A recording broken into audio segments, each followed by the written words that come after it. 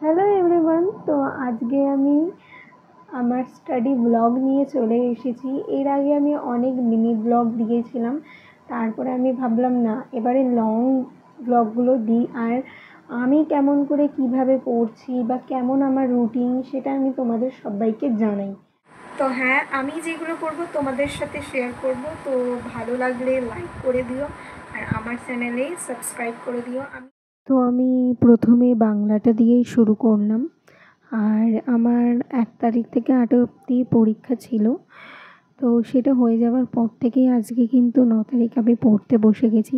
একটা সময়ও নষ্ট করা যাবে না। তো প্রথমে আমি সবথেকে ইজি যেটা জ্ঞানচক্ষু পড়ে নিচ্ছিলাম।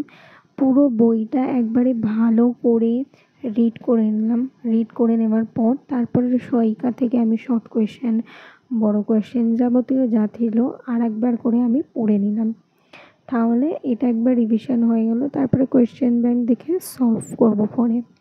এখন এগুলো পড়ে রেডি করে রাখলাম। তারপরে বাংলা পড়া হয়ে যাওয়ার পর আমি জিওগ্রাফিটা নিলাম। আমার হিস্ট্রির চেয়ে জিওগ্রাফিটাই সহজ লাগে। তো ফার্স্ট চ্যাপ্টারটাই আমি আবার পড়তে শুরু করে দিলাম।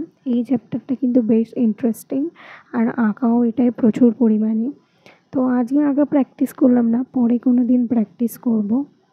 তো এখন আমি পুরোটা একবার রিডিং পড়ে নিলাম। আমি জিওগ্রাফির সহায়িকা আছে, কিন্তু আমি এটা ইউজ করি না খুব একটা। তো পড়া হয়ে গেছে, আমি সব রিভিশন করে নিয়েছি। আজকে আমি বাংলার জিওগ্রাফি করলাম, যেহেতু এটা আমার কাছে ইজি সাবজেক্ট লাগে। আর এইভাবেই আস্তে আস্তে আমরা করব।